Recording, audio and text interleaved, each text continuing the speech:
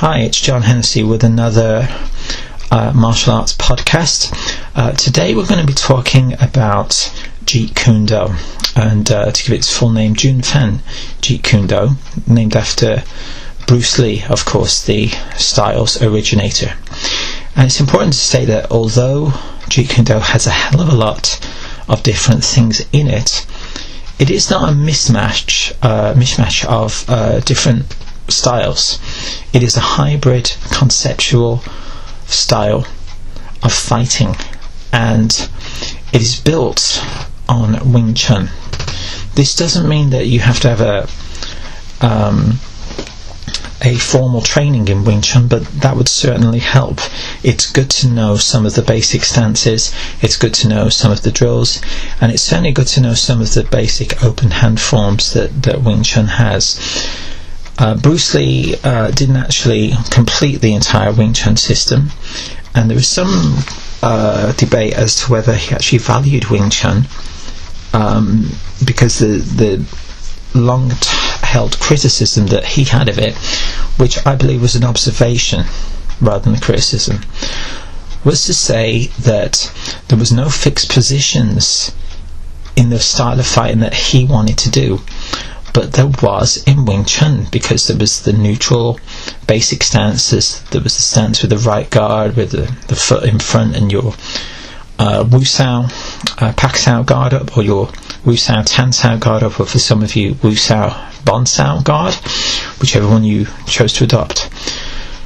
With Jeet Kune Do it was a lot more free flowing, and for this reason it was more of a pure fighting style. Now, it's also well known that Bruce Lee did teach some very famous people on a one-to-one basis, and back in the 1960s, 1970s, he was charging around $500 per lesson to actors like James Flint and James Kobo and Steve McQueen, for example. These were guys who were very rich and can afford it. Bruce Lee never ripped anyone off. He was a man who obviously was in business and wanted to make money, but all the other people he taught, he did from a very fair standpoint, and he also taught a lot of people in college and university when he was studying his philosophy major. So his gift to the world was Jeet Kune Do, and it was built on a lot of Wing Chun principles. If you look at Jeet Kune Do, and if you look at Wing Chun, and you've got a good grounding in Wing Chun, you'll be able to see the similarities in the system. You'll be able to see a lot of the moves that came from Wing Chun and were imported into Jeet Kune Do. But Bruce took it further than that, and he would put in elements of fencing and savate, boxing, as in Western boxing, and Eastern boxing like Muay Thai kickboxing. All of these were prevalent in his system, and over the years, as I eventually taught Jeet Kune Do as a standalone system rather than as a part of Wing Chun, more and more people were asking about it, more and more people wanted to learn it, more and more people wanted to know how to fight using Jeet Kune Do, because they were inspired by Bruce Lee, which is very exciting for me as an instructor and a student, because even now, after all these years, I'm still a student of martial arts. I'm still learning, I'm still working on it. I believe it's good to be confident in the system and know that you can do what you need to do, but a huge dose of humility is also good as well, and I think it's good if we can adopt that into martial arts, because we need it. These days everyone is a YouTube star or a Twitter sensation. The best thing to do is to still practice martial arts almost like it's your first lesson that you've ever done.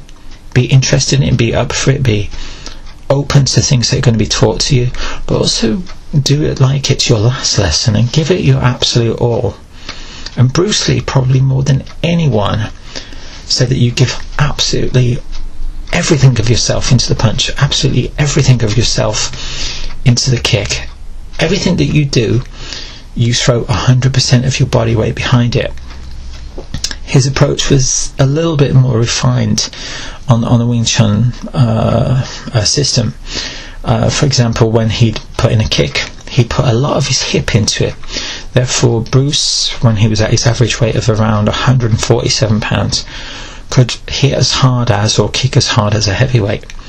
And it's very important to note that he could do that because he was very physically fit. Everyone could tell that by his frame, apart from maybe the latter part of 1973 when he unfortunately died. He was rather a bit too slim. At that point he was down to, it was reported, around 120 pounds by the time the main physical fighting elements of Enter the Dragon had been filmed and had been completed. So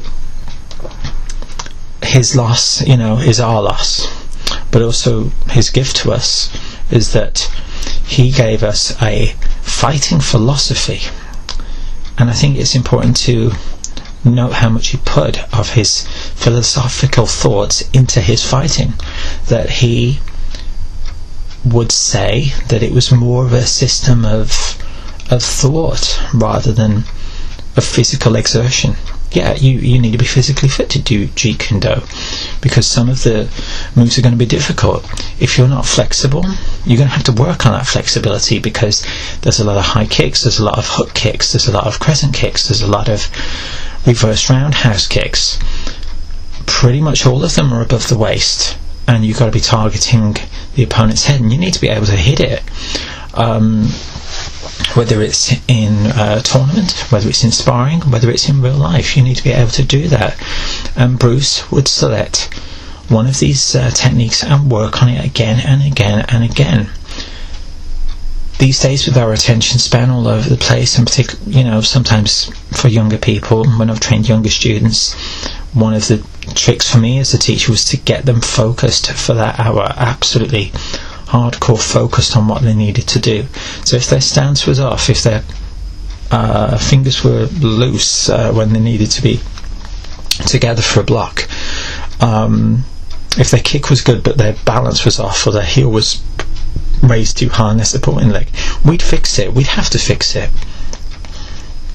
And that's why for me personally, the one-to-one training was the best way to do it, because I could mould a student.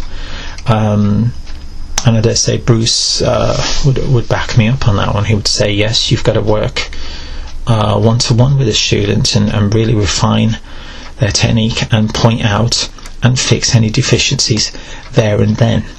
Of course, you've got to do sparring too, where mistakes are going to be made, errors are going to happen, and it's your job as the instructor not only to expose those potential errors, but also fix them there and then, because knocking your student down isn't necessarily going to help them. It's going to demoralise them if they take a beating week after week. And I think a lot of the sensationalised stuff that you'll see with Bruce Lee was that he knocked down people with one kick or the 1-inch punch or so on. But let's not forget, he wasn't just a martial artist and a martial arts master, an inventor of Jeet Kune Do, and a philosophy major and an author. He was someone who wanted to show the beauty of his system, the beauty of his style, the beauty of his culture, and he did that in the absolute best way through Jeet Kune Do.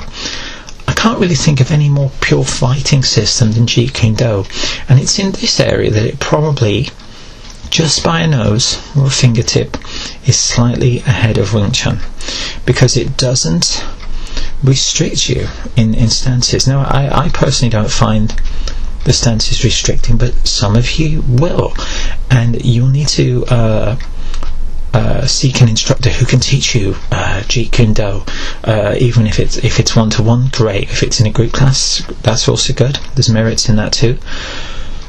But you could look at the online course as well, and you can check out my website, one-to-one-martialarts.com, which is going to have an online course available of Wing Chun, Jeet Kune Do, Shaolin style, Tai Chi, karate, all sorts of things going to be happening on there.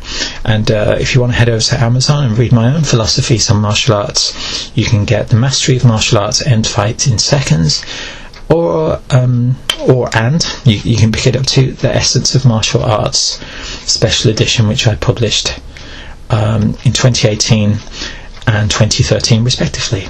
And I will talk to you soon.